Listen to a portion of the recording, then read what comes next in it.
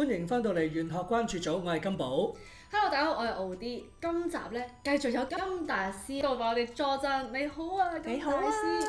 你好啊！成日聽啲人講咧，去旅行或者移民咧，可以改變一個人嘅運氣嘅喎。咁啊，大家都好中意去旅行啦。係啊。尤其某啲地區，我哋一陣再深入問落去先。咁啊，如果以玄學角度，金大師呢件事應該又係點睇嘅咧？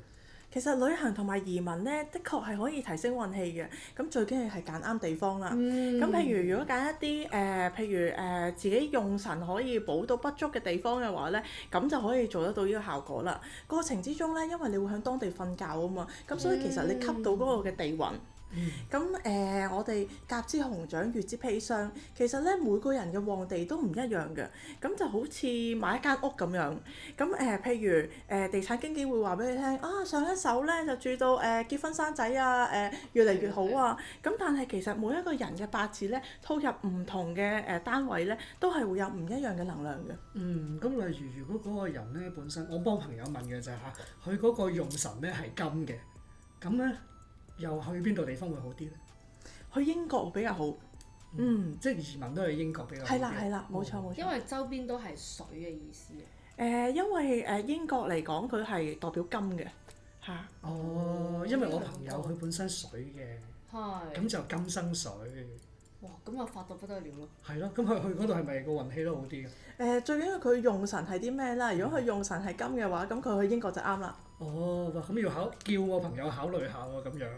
咁有冇啲朋友係其他屬性㗎？有喎，我都有朋友係水啊。係咩？有啲朋友係水㗎。我見佢成日都去旅行嘅。好，我哋咧朋友嘅問題咧，我哋轉頭先至再問下。咁我哋回歸翻個正題先。咁啊，今年啊講緊，不如提下大家千祈唔好去邊啲地區旅行先，因為都比較動盪啲。下一年嗰個我見好似唔同地方都有唔同嘅災難發生緊。例如一啲東南亞國家，可能互相之間又有啲爭拗咁樣啦。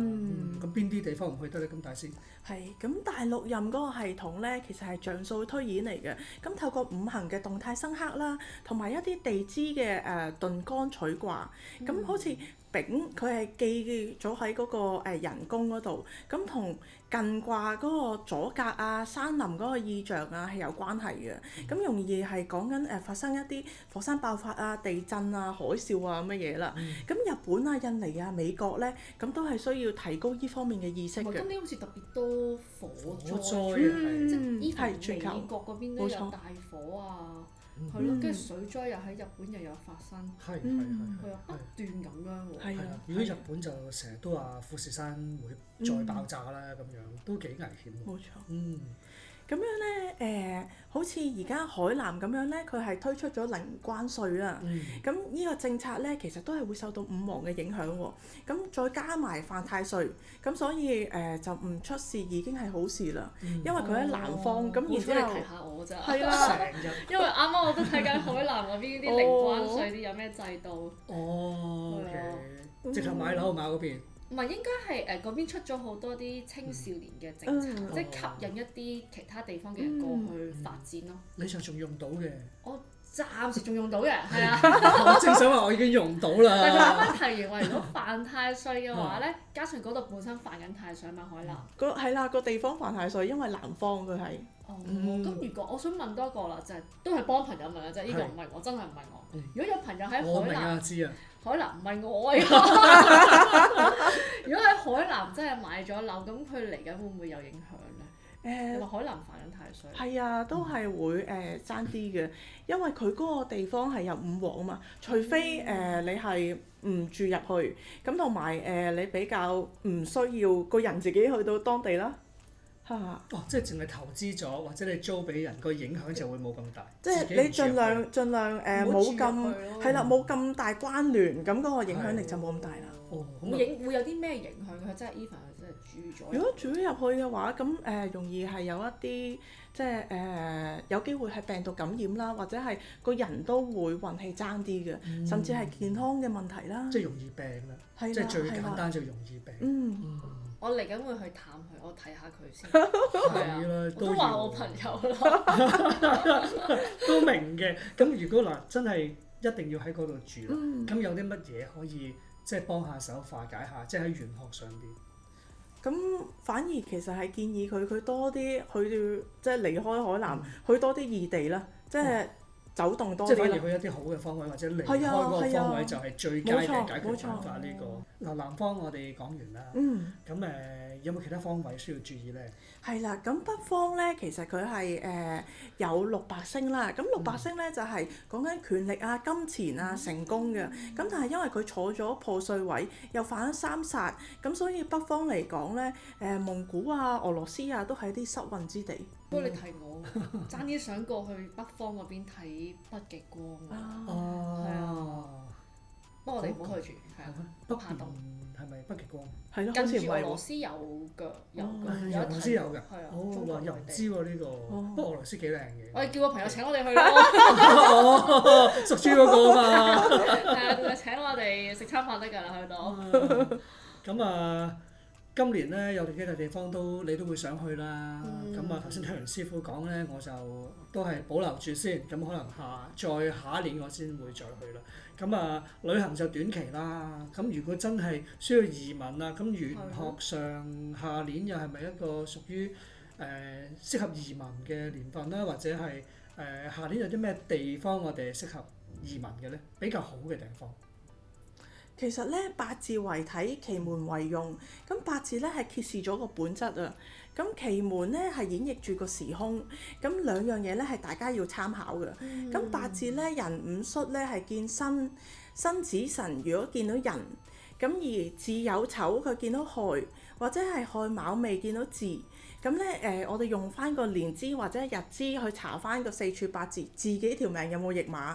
咁通常咧就係用日資為主嘅，咁年資就係輔助啦。咁西歷咧大約11月7，跟住去到2月4。咁如果佢八字之中咧係有巳火，咁而西歷佢2月5去到5月4個八字咧有辛金，而西歷嘅5月5去到8月8，佢個八字有亥水，咁同埋8月9去到11月6個八字有人木嘅話咧，咁佢哋條命都係驛馬比較強嘅。咁另外咧就要睇埋嗰個驛馬星啦。